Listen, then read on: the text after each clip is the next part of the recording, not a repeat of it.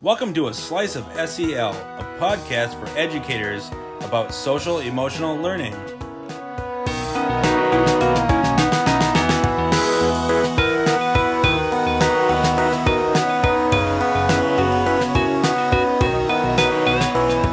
Welcome to A Slice of SEL. We're the SEL services team at the St. Croix River Education District. I'm Nick. I'm Rye. And I'm Courtney. And just to recap, we are in the middle of a 5-episode series about integrated SEL instruction, and that's weaving SEL into academics throughout the day. During these episodes, we're going grade band by grade band and talking through many examples of activities for how we can do this SEL integration. And you're hopefully picking up some of those activity ideas, but by listening to these episodes, you're also just learning about the Minnesota SEL standards themselves. And they are what we like to say the foundation of everything we do with SEL. If we're doing things right, pretty much everything we do throughout the school day is supporting students in meeting those SEL standards. And to preview, so far we've covered self-awareness, self-management, both looking inward, and then last week we did social awareness, looking outward. And that's basically like our radar system. This week we're going to build on that and talk about its counterpart, relationship skills, the fourth SEL standards area, relationship skills. And some examples of relationship skills include our communication and listening skills, teamwork and cooperation skills, being able to resist negative peer pressure, and being able to manage and resolve conflict in our lives. But before that, let's talk about what's filling our buckets this week.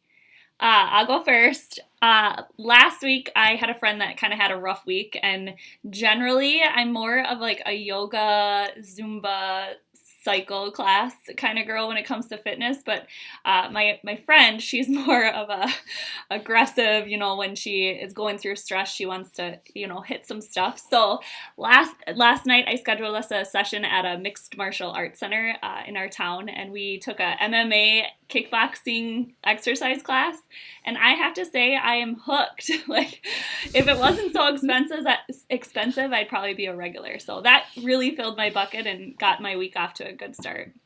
That's so awesome. Fun, Rye. Way to be a good friend. It was interesting. I'm going to keep it really simple this week and just say what's filling my bucket is the tasty coffee that I brewed this morning. It's just a nice, delightful How simple. Nice morning. I am also keeping it simple. My kittens have been just extra lovey and sweet and cuddly lately, and it's been absolutely wonderful. So soft. All right, let's shift to our main topic. So what is integrated SEL instruction? So it's kind of like the counterpart of explicit SEL instruction. It's important to set aside time to teach SEL skills directly. You could use the curriculum like Second Step or the Be Good People curriculum that we developed. Those are explicit SEL instructions. We also weave this teaching throughout the school day, making it part of every content area. That's what we mean by integrated SEL instruction. And these aren't competing practices. They are both super important. Yeah, they're both important. And let's talk for a second as well about what this really concretely looks like in practice. Some of the activities that we're going to talk about today fit nicely into an academic lesson plan. And you could, for example, add an SEL focus area at the top of an academic lesson plan and then identify what standards you're supporting and what activities. It sounds a lot bigger from just me saying that than it really is. So we are linking in some examples of these lesson plans so you can check those out and demystify them a little bit because it really sounds more kooky and like a bigger deal than it really is. Some of the activities, though, that we're going to talk about won't exactly fit that model. You're going to hear us say them and you're like, well, I can't really picture myself writing that into a lesson plan. I would do it, but I wouldn't write it into a lesson plan. So there's going to be a bit of column A, a bit of column B. And just want to also mention that the example activities we're talking about today come straight from the Minnesota State SEL standards. The state standards include a bunch of integration examples, so schools don't have to come up with all of these from scratch. So we're going to run through these examples by grade band, starting with K through 3. So if you don't teach K through 3, I would suggest you just look at the time codes in your podcast app and skip ahead. So jumping into K through 3, and I'm up first, the first benchmark I picked to talk about was listen to others when they are speaking. And an activity example of weaving this in is routinely encouraging students to practice, like during story time or other listening time, and providing feedback on their listening skills. So this is I think, great example because you could think of pretty much any lesson plan you're going to write, and listening skills that the students use are foundational to it. We always want students to use their listening skills. We talk about listening ears, for example. So in pretty much any lesson plan you write, when it comes to the whole group instruction part, for example, like that's a way encouraging students to use their listening skills to support SEL skills. And I think of, just for example, the second step curriculum that Courtney mentioned in our intro. They have listening rules, and one is eyes watching, ears listening, voices quiet, body calm. So you could, for example, before story time or before whole group instruction, use like a pre-correction or a preventive prompt and just say, all right, guys, remember, we need to have eyes watching, ears listening, voices quiet, and body calm. And that's just a preventive prompt before you do story time or whole group instruction, and it reminds students to use their listening skills. I know I mentioned last week I was in Chisago Lakes Primary School doing some observations and support, and both of the classrooms that I was in right at the start, I got to watch teachers do this very expertly, I would say. So it's already awesome. Very much in practice. I go next with the next benchmark, take turns and share with others. So a simple activity for this would be have students play a game that includes sharing and taking turns. And even as a high school teacher, this was one of my favorite things to do in my classroom, especially on rec leisure time or days where there was a little bit of a lax schedule. I taught, like I said, at the high school level, and we loved to play the game of life, and we got a little bit intense with it, but I did look at the box, and it is acceptable for third graders. So I would highly recommend the game of life. And also, it made me think about at Christmas time with my nieces and nephews, we were playing with Lincoln Logs, and we had to get really detailed about how we share and how much Lincoln Logs were necessary to build an appropriate home. So I just thought that was funny. Cute. The next one is use facial expressions, body language, and tone to effectively communicate thoughts, feelings, emotions, and intentions. An activity for this is have students draw pictures of faces showing different emotions and display the pictures around the room. So then when you're reading stories, have students stop and reflect on which of the emotions the characters may be feeling. So, for example, during art class or craft time, you could actually have kiddos draw an emotion word from a jar and then draw a picture of a face with that kind of emotion. Then you could just hang those on the classroom wall, maybe the emotion word under each one. And when you're reading the storybook, pause and ask which of the faces the character is feeling. And then, when they get it right, you can say, yeah, I do think he's feeling grouchy. Also, say that you're using Yale's Mood Meter app or the Zones of Regulation, and you've got a big visual of one of those on your classroom wall. Maybe you could put those faces that the kids drew on top of that to help kiddos better understand the relationship between the emotion and what they mean. Yeah, I love it when people use those visuals, like the emotion visuals that they have on the wall, and put different things over them to help kids relate things back. Mm-hmm. Like I saw one classroom on Instagram, they posted that they were learning about music, and the kids all picked drew pictures of their favorite albums or songs, and then they put them on the mood meter that they had on the classroom wall to show, like, this is what I like to listen to when I'm in this kind of emotion. That's so cute. Yeah, that is really just cool.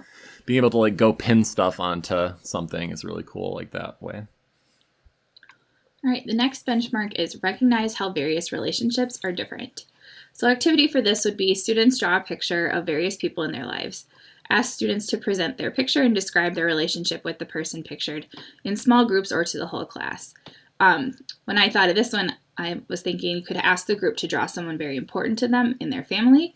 This activity could really illustrate how many different people children identify as being important to them, and then also how different families can look, and give them the opportunity to talk about that person in detail and give a little bit of a different perspective. Yeah, I love that idea. The last one is identify the qualities others, such as friends, have that you would like to see in yourself. So here you can ask students to create art projects or write simple essays about how they show that they're a good friend. This is just another example of how we can use an SEL topic, in this case friendship, as a subject matter when we're practicing an academic skill. We practice a lot of writing in school, and friendship is a good subject for that. Same idea if we were to say practicing watercoloring. No, I'm just thinking about the K through 3 classrooms I've been in where watercoloring is happening, and the nervousness, the chaos is a good word for it. I was a teacher's assistant in grad school for art class pretty much every day, and watercoloring was one of the scariest things that happened when we had like the second graders doing art class. But they love it. They do love it. They're so excited. Shifting to our 4th and 5th graders, I'm up first, and the benchmark that I picked to talk about is recognize how groups behave differently than individuals, and how being in a group has an effect on our emotions, attitudes, and behaviors as an individual. So an activity example is have students participate in a group project, and afterward you could discuss how they work together in a group and if there's any ways that they could have improved their team effort together. So how this could look, say before you have students go into their groups. So you could put a simple T-chart on the smartboard. You could have them do a worksheet, work in partners, just do a whole group discussion, whatever format you use. Before you send them into their groups to do their projects, talk about the pros and cons of working together in a group instead of working by yourself. So one pro that your students might come up with is, well, there's more people to share the work. And a con of working in a group is you don't just get to do whatever you want, right? And then you could have them brainstorm and think ahead about how they can handle the cons of working together in a group. And they might come up with, well, you need to be a good listener, or you need to be ready to compromise. So that's one way to ahead of time think about the pros and cons and the effect that a group has versus working as an individual. And then afterward, you could bring up the things you wrote down on that T-chart in advance and have them reflect back, okay, how well did we do with this? So just putting more reflection and structure around our group projects to take more advantage of them instead of just kind of jumping into our groups and going. That's a good example of like that pre-correction too. You're showing them what good group work looks like so that you would have to correct less. Mm-hmm. Love that. The next one is recognize how facial expressions, body language, and tone impact interactions. So an activity for this is during literacy instruction, have students think about how the author's use of language and tone convey what characters are like and how the character's language and tone impacts interactions with other characters. You can do this whenever you read books aloud or in groups. I think most elementary teachers, this comes pretty natural, but just stopping and pausing to discuss some of those expressions and interactions can be a good addition to your read alouds. And students are generally excited to share their input with you. Yeah, I know when I've done read alouds, that pausing and chatting part, I think I get too excited about doing that even because I want to do it too often and kids are like, I want to know what happens next. Yeah, it's innate. Keep reading, Mr. Nick. The next benchmark we're going to chat about is demonstrate different ways to provide feedback to peers. And an activity example is modeling respectful ways of giving and receiving feedback and holding everyone to that same norm. So I had a couple ideas of what this could like actually look like in practice. It could be a quick preventive or pre-correction prompt before peer review. So you could say, remember to be respectful to your partners, use compliment sandwiches, and be a helper. Help them figure out how to improve. So that's the kind of like quick little reminders you could give kids preventatively ahead of time before they start doing a peer review. And if you've never heard the phrase compliment sandwich, it's basically the idea that say something nice that you notice, give like a constructive criticism, and then pair it then at the end with something nice, a compliment. So overall, it's a positive experience. And if you have a bit more time, instead of doing that quick little pre-correction prompt example that I gave, you could expand that a little bit and tie it into growth mindset in a bigger discussion with your students. And you could remind them that a fixed mindset is defined by running from criticism. And a growth mindset is where we seek that criticism because it helps us learn. So you could have a bit more conversation with students about, this is why it's so important that we give and receive feedback appropriately because it helps us have growth mindsets and learn and grow. And you could also do some community building and relationship building by opening up a little bit yourself. Students always like learning more about their teachers, and that helps us make those connections. So you could say like, when I get feedback from the principal, I like it because she tells me what I can do better, but she mixes in things that she liked that I do really well. And I try to do that when I give you guys feedback. So that's, again, building some relationship there while also reminding students of what they should be trying to do when they're giving feedback to each other during peer review. Absolutely. The next benchmark is to understand differences between our intent and the impact of our actions or words. An activity for this could be during discussions of characters in literature or figures in history. Ask about the difference between what those people intended and what actually happened as a result of their actions. So, for example, during the Civil War, Lincoln suspended the writ of habeas corpus. His intent was to silence rebels and dissenters during the Civil War. You could talk to students about the actual impact of that action and the precedent that it set. Now, that is a pretty large-scale example, but more everyday, small-scale, personal examples will pop up during ELA or social studies and text. We just couldn't think of anything off the top of our heads. Yeah. That happens. If you haven't noticed in these podcast episodes, that does happen because it's been a minute since some of us have taught these subject areas at these grade levels, and sometimes we just have blind spots, so we're doing the best we can with examples. Moving along to grade bands 6 through 8, the first benchmark is understand the different roles in a group, such as leader, facilitator, and follower, and how these roles contribute to the failure or success in group efforts. So activity for this is to assign classroom roles and have group roles that change every week to give students practice with different roles and opportunities for leadership. I think a lot of this just comes down to experiential learning through any group projects or any tasks.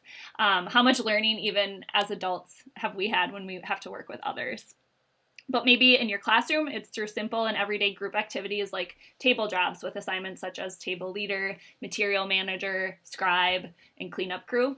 Or through more collaborative type learning projects where you have a team captain or group captain, a reporter, a recorder, and a materials manager. I do think that it is a good idea to have signs or posters displayed in the room that describe each of those roles and the duties that come with each one so that you as the teacher and the peers in the group can reference back to them and hold each other accountable. I think that's a great idea, Ryan. I never would have thought about the signs and posters. That a lot of this stuff with group work also applies when we have adult meetings with each other. And in pretty much all the meetings that we're in, you guys know we have roles like someone to take notes, someone to be the timekeeper, and defining those, especially for some of the trickier ones like process observer, where you're basically like looking at the norms and trying to help the group follow them. It might be nice to define those as well. Mm-hmm. So the next benchmark that I wanted to chat about is monitor how facial expressions, body language, and tone impact our interactions.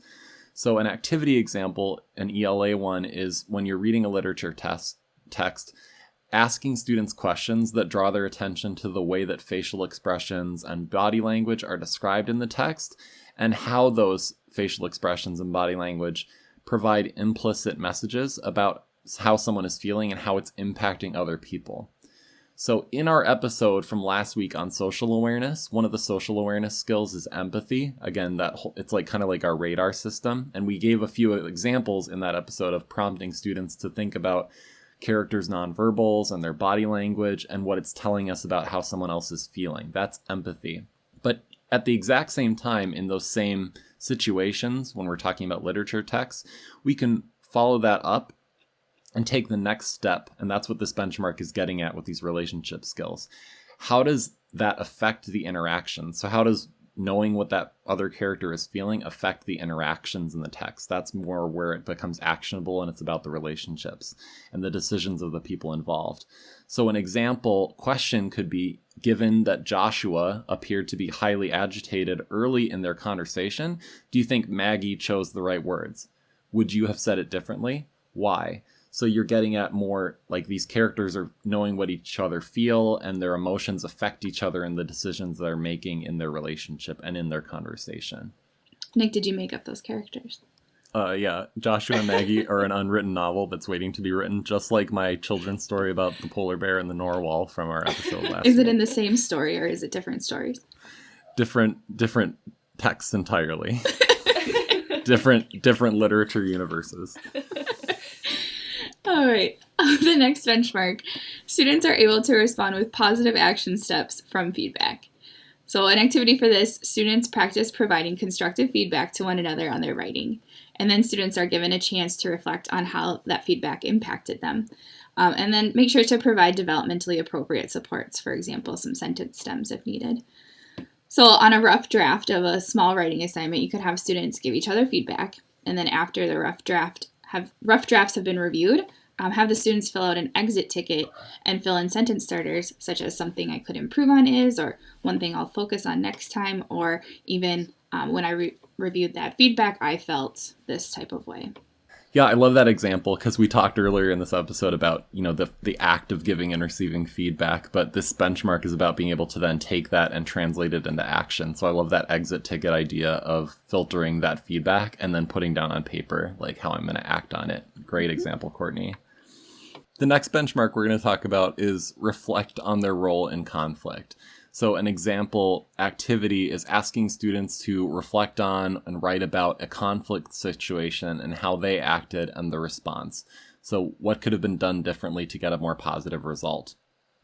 So if this happened, say, in ELA class, you can always apply this to a character who's in conflict. For example, like the outsiders. Like you could ask, what could Ponyboy have done differently? What would have been the consequences, good or bad, if a different decision had been made in this situation? And there's also, we've mentioned this before, the Minnesota SEL standards not only have these activity examples, they have academic standards links. So one for this SEL benchmark is social studies, and there's a 6th grade standard that they link to, and it's address a state or local policy issue by identifying key opposing positions, determining conflicting values and beliefs, and defending and justifying a position with evidence, and developing strategies to persuade others to adopt the position. Such long sentences in the academic standards. But for example, you could have students write essays with different positions on like the Keystone Pipeline, or have students develop their own vaccine rollout plans for COVID-19. If they were an elected official, this would be my plan. And you could discuss the values at play underneath those plans, and then what resistance students are likely to receive from their plan or their take on that local issue. I love bringing those local issues into it and getting the students talking about it. See, I know how passionate and how much you worked current events into your classroom, Courtney, it. so I was baiting you. Thank you. Yeah.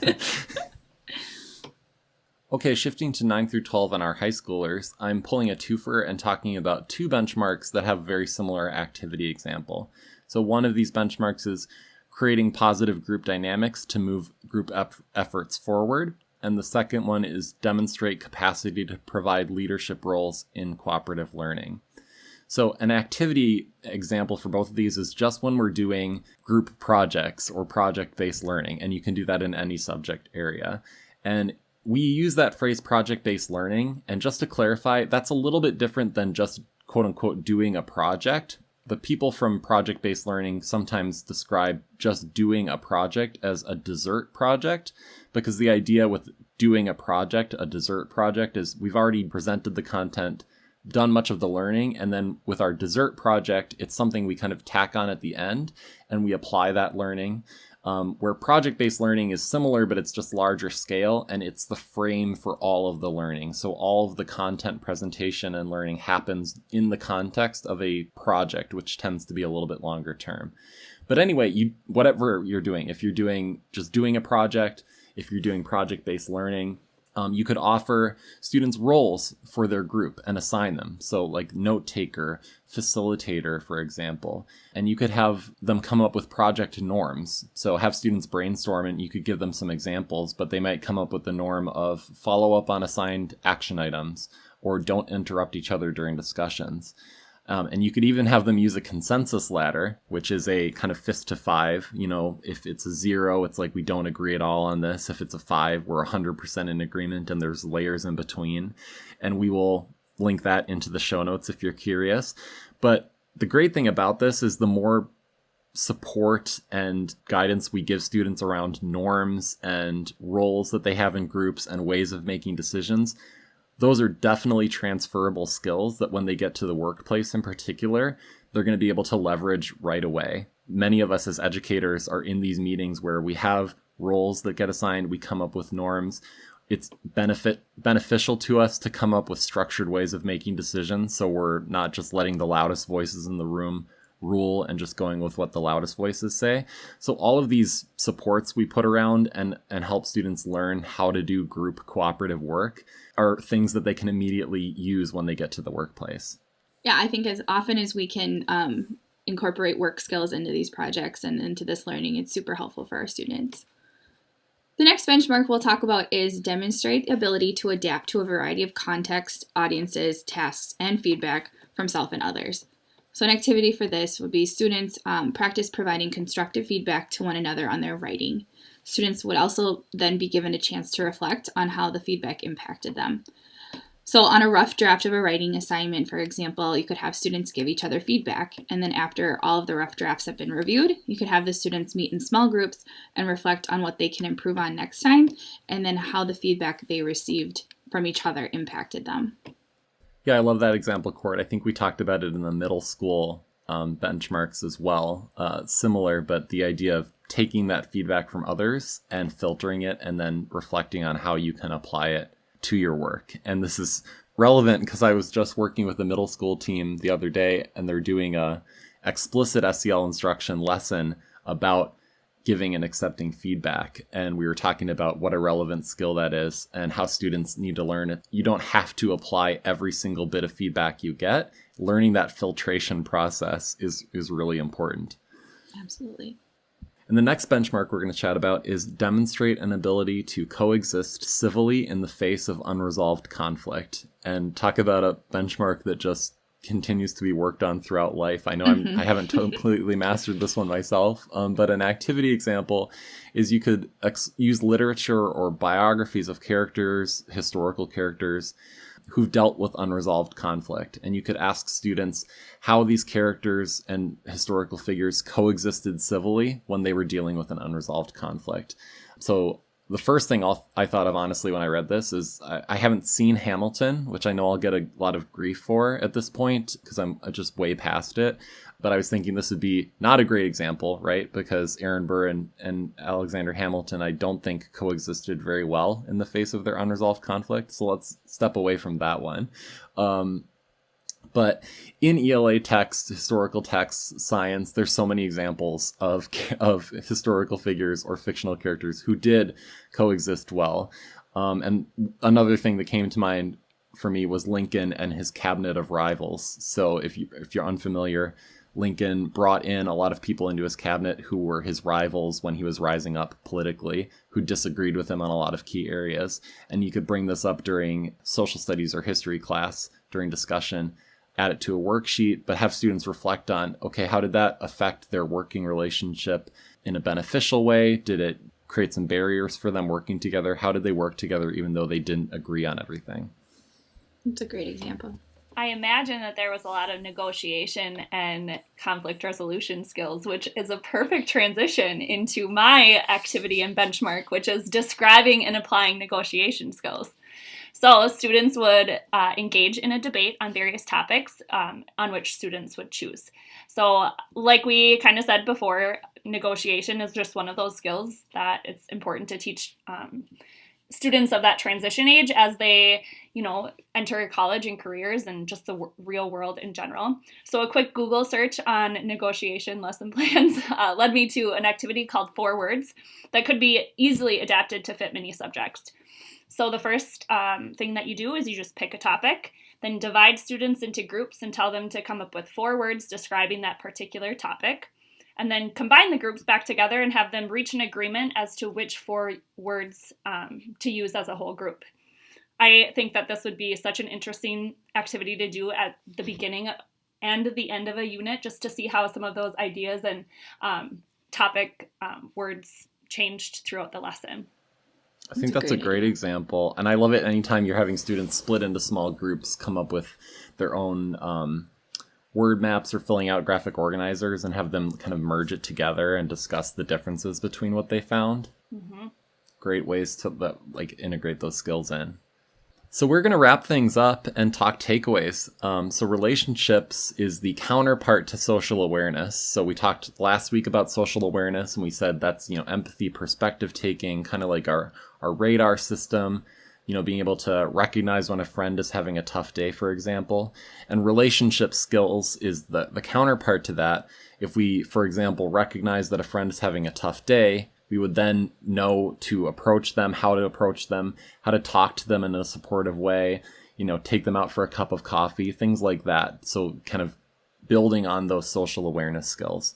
And our relationship skills include, communication and listening, teamwork and cooperation. We said a lot about, roles and team dynamics in this episode, resisting negative peer pressure, and being able to manage ongoing conflict and resolve it if possible. And we definitely teach these skills during our explicit SEL instruction, that time that we set aside for SEL teaching. But obviously there are so many examples where these skills come into play during the rest of the school day, and we can weave this learning into our academic subjects throughout the day. So stay tuned for next week's episode. We're going to wrap up with the 5th and final SEL standards area, responsible decision making. But for now, thanks for spending time with us today. Make sure to subscribe, and if you're on YouTube, click the bell so that you're notified when new episodes are released each week. And we'll see you when you come back for another Slice of SEL. Thanks, Thank you. guys. Bye. Bye.